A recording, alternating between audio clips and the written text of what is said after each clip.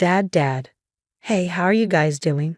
The kids always looked forward to their weekly video calls with their dad, who was working in another country.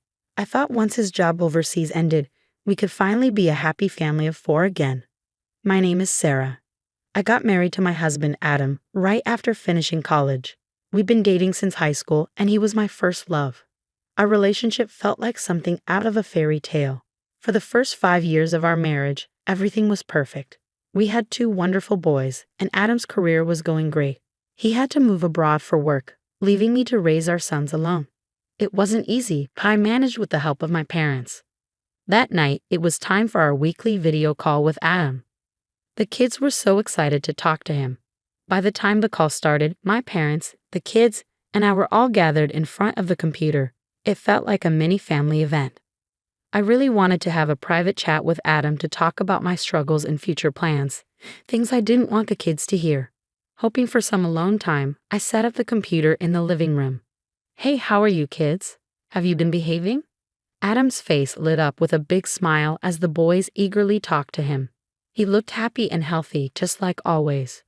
The boys were bubbling with excitement, telling him everything about their week and asking when he would come home. My parents watched, smiling at the lively conversation. It felt like life was going smoothly and we were a happy family. After a while, the kids started getting sleepy, which worked out perfectly. With the time difference, it was late for them, but they had taken naps earlier so they could stay up for the call. Who's putting the kids to bed? You two can talk alone for a bit, my parents said as they took the boys upstairs. I was so grateful for their kindness. It meant a lot. Adam and I spent the next half hour talking about the kids and our future. Lucas swam 25 yards on his own the other day. He's been so excited about swimming lately, and Noah's been doing great in school. His teacher even praised him. I'm really proud of them, I told him. I've been thinking a lot lately, I added. Thanks to your job, we're doing well, but the boys are growing up so fast. I wish they could spend more time with you during these important years. I know it's not easy though. I get it, Adam said. But this project is really important for my career. Once it's done, things will be easier, and I'll have more time for all of you. Let's hang in there for the kids. He reassured me, and we kept chatting for a while. I told him funny stories about my friends and asked about his day, but soon I was too tired to keep going. My parents came back downstairs after putting the kids to bed, and they looked just as sleepy as I felt. I'm sorry, I'm so exhausted, I told Adam. I've got an early morning tomorrow, so I'm heading to bed. I thought I ended the call, but I was so sleepy that I only turned off the camera and speaker. The call was still connected, though I didn't realize it. To Adam, it must have looked like I'd hung up. Feeling content after spending some quality time with Adam, I said, thank you both for putting the kids to bed. Let's all get some rest too. Good night. As I was about to get up from my chair, I heard Adam's cheerful voice speaking to someone. All right, family call done. Hey, you can come over now. Wait, what? Was the call still on? It seemed like someone was coming to his place. Earlier, Adam had mentioned he needed to visit the project site for an inspection, so I assumed it might be a coworker. But his tone, so sweet and overly excited, made me uneasy. The sleepiness I felt earlier disappeared instantly. I told myself it was probably just a work colleague. Maybe I was worrying for no reason. Still, I decided to hit the record button on the screen, just in case. Adam left the room to take a shower, leaving the bed visible on the screen. My parents, who were still sitting nearby, looked uneasy too. He can't hear us now, can he? My mom asked in a hushed voice. No, the camera and microphone are off, I replied. My dad frowned and said it wasn't right to snoop. He reminded me that I should have ended the call properly. Just a little longer, until he leaves for work, I insisted. I just want to see how he gets ready. Reluctantly, my parents stayed with me as we watched the screen. About 15 minutes later, we'd heard the doorbell ring. Hold on, I'm coming, Adam's cheerful voice called out. I tried to convince myself there was nothing unusual about it. Taking a shower before work and having someone pick him up sounded normal. But something about his upbeat tone still felt off. We saw him come out of the bathroom, wearing a bathrobe, and walk across the bedroom. Oh no, this is bad, I thought. Maybe his clothes are in the bedroom, my mom suggested nervously. That's why he's in a bathrobe. Then we heard a woman's voice in the background. Moments later, a young woman, probably in her 20s, appeared on the screen. She walked into the room and wrapped her arm around Adam's waist. It felt like my whole world shattered in that instant. I couldn't believe what I was seeing. "This is it, isn't it?" I whispered, my voice trembling as I stared at the screen with my parents.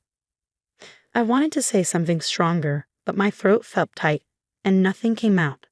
"I'm going to confront him. I need to deal with this, or I'll never calm down," my dad said angrily. "For now, I'll stay quiet so we can record this as evidence, but I'll make sure he's held accountable." His fury was written all over his face. On the screen, there they were, the woman kissing and laughing with Adam. I felt like the biggest fool. How had I not seen this coming? "I wish we could go on another trip like last time. Do you still have extra money?" she asked, showing him pictures of their trip on her phone. "Don't worry, I've arranged for my paycheck stubs to be separated. Sarah doesn't know how much I make. Plus, I manage all the family savings, so she won't notice if I spend some," Adam replied casually. While I was at home raising our kids, he was off enjoying vacations with her. To make it worse, they'd gone to a place I'd mentioned over and over that I wanted to visit someday.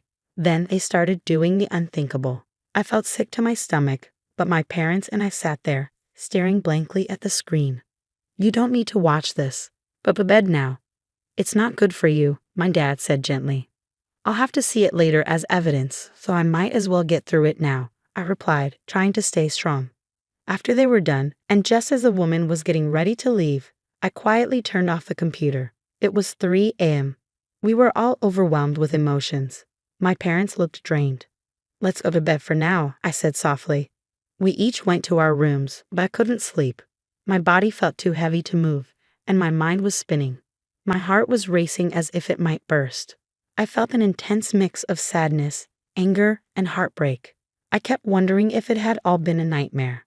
Who was that woman? Why did this happen? The questions wouldn't stop coming. I tried to calm myself by focusing on my breathing. Eventually, morning arrived. "Mom, you don't look so good," Lucas said, looking worried. "Sorry, I was up late talking to your dad. I didn't get much sleep," I lied. "Nana and I will drop the kids off today," my dad said, stepping in for me. "Feel better, Mom. See you later." Their sweet and innocent words nearly brought me to tears. I held them back and smiled as I sent them off. I knew I needed rest. My mind was a mess, and I couldn't think clearly. After drinking some water, I went back to bed. Adam was supposed to come home in 2 months. I told myself I had to be ready before then to protect my kids and plan for what was coming. With that thought, I fell into a deep sleep. I must have been more tired than I realized because I slept until the kids came back. "Mom, wake up. Grandpa got us pizza for dinner. Come on," Lucas said, shaking me awake. I dragged myself to the dining room. "Are you feeling better, Mom?" Noah asked, his eyes full of concern. "Yes, I'm feeling much better now that I see you two. Did you have fun today?" I asked, tickling them as I tried to stay cheerful. "Stop it, that tickles," they giggled, their laughter filling the room. Seeing them happy seemed to ease my parents' worry as well. "You can't face a battle on an empty stomach," my dad said as he handed me a slice of pizza. As I ate, I began planning my next steps. First, I needed to figure out who the woman was. Then, I'd find an attorney and start working on the legal side of things, custody, alimony, and everything else. It felt overwhelming, but I knew this was the only way forward. I didn't want to spread rumors by talking to my friends. Thankfully, as a stay-at-home mom, I had time during the day. After dinner, I put the kids to bed and called my parents into the living room. About yesterday, there's no point in dwelling on it. If I didn't have the kids, I might have put it off. But thinking about them makes me focus. "I need your help," I said. Without hesitation, my dad replied, "Of course." "While you were sleeping, I called a lawyer I know. He helped one of my friends who was cheated on by his wife." He said it proudly. I was thankful, though I didn't think it was something to be proud of. I turned to my mom. "I'll help you however I can. I trusted Adam so much, but he betrayed us. I won't feel right if I don't do something about this," she said with determination. I wasn't sure what she was planning, but she seemed oddly calm about the situation. "I made an appointment with a lawyer for this weekend. Can you be there?" my dad asked. "Don't worry, I'll watch the kids," my mom said. The next day, we started working on a plan. We had 2 months before Adam came back. We wanted to settle everything before then. First, I checked all the social media platforms. It didn't take long to find out about his mistress. She worked at the same company as him and was a secretary at one of the overseas branches. I went to his company and explained everything to his boss, asking for help. At first, his boss was confused, but when I showed him the video of the affair, he put his hands on his head. "I'm so sorry. I'll talk to my supervisor and take the necessary steps," he promised.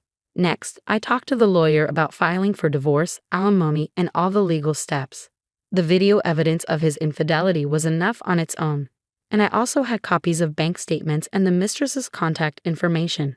"It's almost all set, so don't worry," the lawyer reassured me. Of course, I had to tell Adam's family. At first, they denied it, saying I was just making it up to get alimony. But once I showed them the video, they went quiet and apologized right away.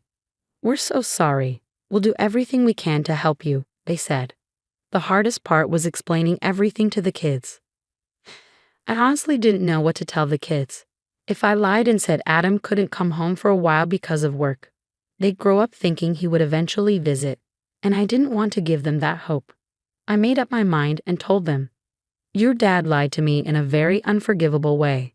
I'm very hurt, and I can't live with him anymore. When he comes back, I know you'll miss him, but will you stay with me?" They didn't fully understand what was going on, but they said they wanted to be with me. I couldn't stop the tears. "I'm sorry. I'm really sorry." Then the day Adam came back arrived. I told him I had made a reservation at a restaurant to welcome him home with the family. I waited with my parents, and his boss. When Adam arrived, my father-in-law, holding back his anger, asked, "Is there anything you want to tell us?" "What's going on, boss? All of you. What is this?" he asked, confused by the situation. "There's no point in hiding it anymore. All I need is your signature." I slammed the divorce papers, the alimony charges, and a letter from his company on the table. He was stunned, frozen in place, while my in-laws began yelling at him. I told him to speak to my lawyer and left the restaurant with my parents. After that, his messages flooded in. "I want to start over with you. I was wrong. I love you with all my heart. Please forgive me." I told him to go through my lawyer and blocked him. He tried to get close by showing up in front of my house a few times, and he even tried to talk to my parents in a strange, friendly way. He reached out to mutual acquaintances to get to me, but I ignored him. When he showed up at my house, I called the police, and my parents completely shut him out. I told my friends everything and made sure people knew the truth. Left with no support, he became desperate. Later, I heard that when I called the police, he got out of control. He was charged with assault and battery and added to the National Criminal Database. At the court hearing, he asked to see the kids at least once a month. When I asked, does he really think he has the right to see them, he went quiet. He did have the right to see them, but only if they asked, and I would be present during the visit for a limited time. Since his return, Adam had been having a rough time. He lost his family, was cut off by his parents, and eventually got laid off from his job. Now he was struggling to pay alimony while working part-time jobs. The salary Adam lied about and the savings he wasted ended up working against him, forcing him to cover a large portion of the alimony. He also broke up with his mistress. He couldn't afford child support, so his parents stepped in and paid it for him as a way of apologizing to their grandchildren. At first he saw the kids, but as they grew older and understood what happened, they started wanting to see him less and less. From the moment I found out about his affair to the day of the divorce, it all happened so quickly. It's almost funny to think about now. Honestly, I don't feel any sympathy or sadness for him anymore, no matter where he is or what he's going through. As for me, I invested the alimony money in stocks and was very successful. I managed to send my kids to college without any trouble. Now that they're independent, I bought a small house in the countryside and enjoy a peaceful life on my own. What I love most now is spending time with my adorable grandchildren. Although it's not as convenient as the city, with all its amenities, the countryside has lots of nature, fresh air, and a wonderful community. I don't have many reasons to visit the city, so I'm very happy here. I'm surrounded by a loving family. My sons bring their families to visit me during summer vacations. Every day, I remind myself that I'll never take this happiness for granted.